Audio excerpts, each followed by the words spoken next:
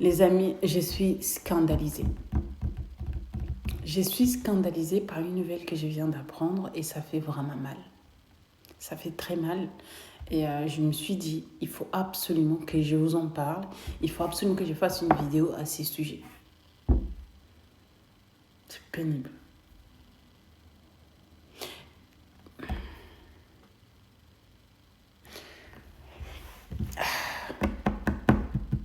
Je ne sais même pas par où commencer.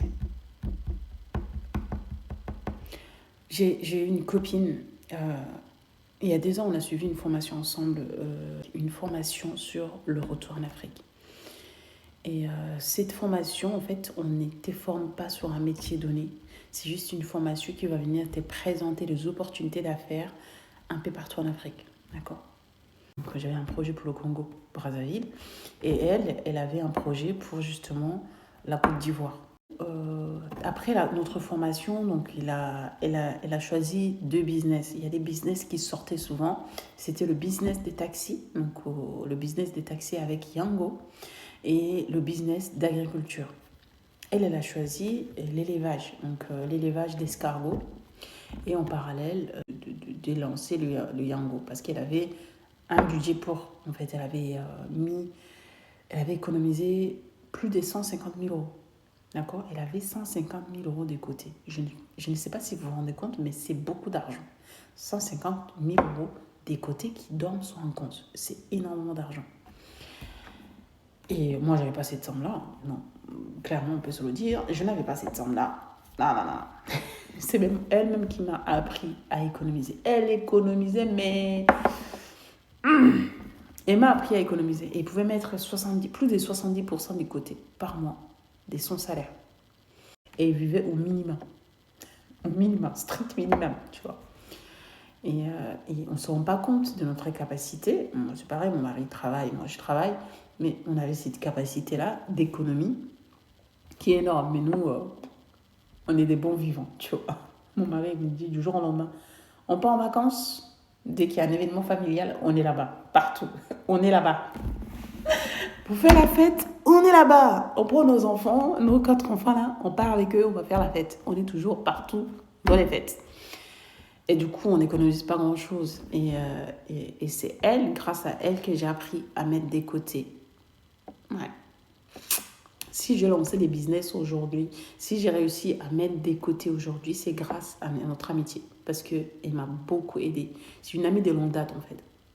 Du coup, ce qui se passe, c'est que, donc, une fois qu'on a fini la formation, quelques mois après, genre 2 mois, le divorce s'est prononcé. Donc, le divorce, au début, ça paraît, waouh, ça y est, je suis libre.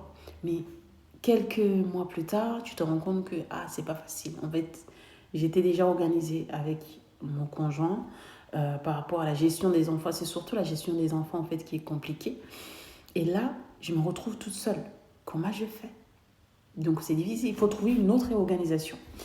Et du coup, ces projets de retour en Afrique, d'investir en Afrique, ils sont un peu mis en stand-by. Elle dit, ok, là, elle, son business, elle voulait confier son business des Yango à une société de gestion.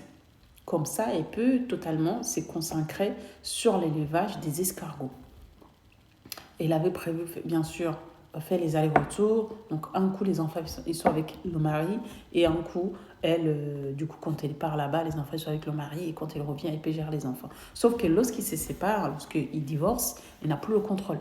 Le mari, l'ex-mari, lui, il va déménager dans une autre ville. Donc, ils sont plus côte à côte. Ils ne peuvent plus s'organiser comme elle avait envisagé. Donc là, elle doit gérer. Elle et ses enfants, elle doit se gérer. Parce que soit elle laisse les enfants aller avec le mari, soit elle garde les enfants, mais elle les assume. Donc, parce que ce sont les enfants en bas âge, je crois que c'était 7 et 4 ans. 7 et 4 ans. Donc, ils sont encore tout petits, ils sont encore à l'école. Et il faut pouvoir les déposer le matin, les récupérer, faire les devoirs, etc. Et ça, c'est pas facile quand tu es tout seul.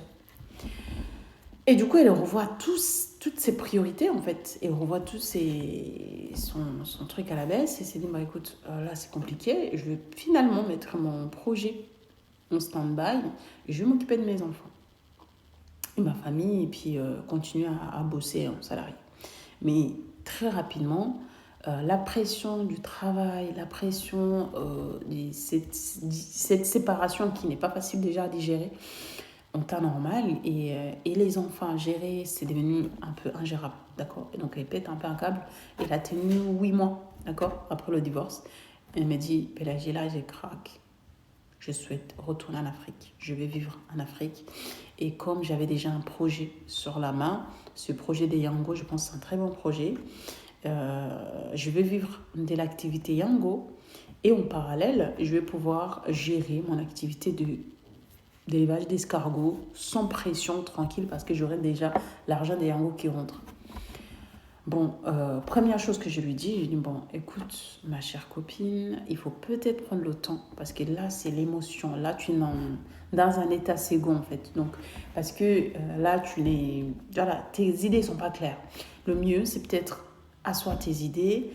Tu es déjà parti plusieurs fois en Côte d'Ivoire, c'est vrai, mais tu n'es jamais parti dans l'objectif de venir y vivre. D'accord? Donc, je pense qu'il vaut mieux que tu refasses un voyage avec tes enfants et voir, ok, est-ce qu'on peut vivre ici?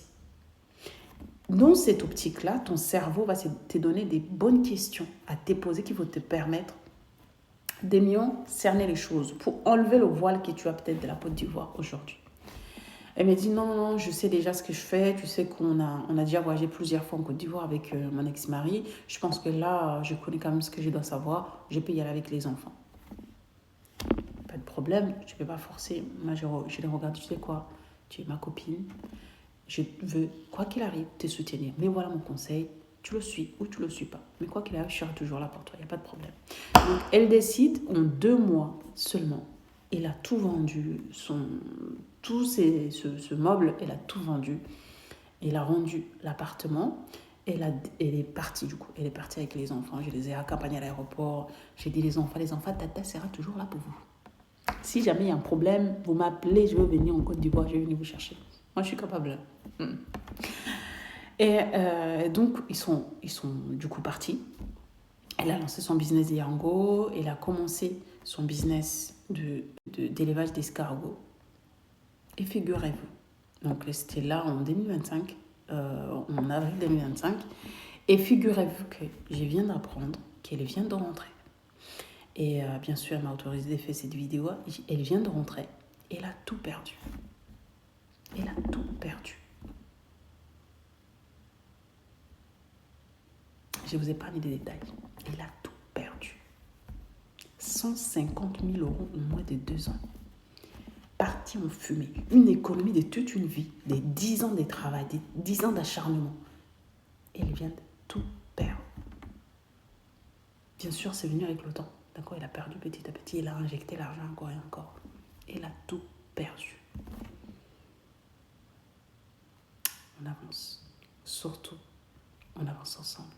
Bye.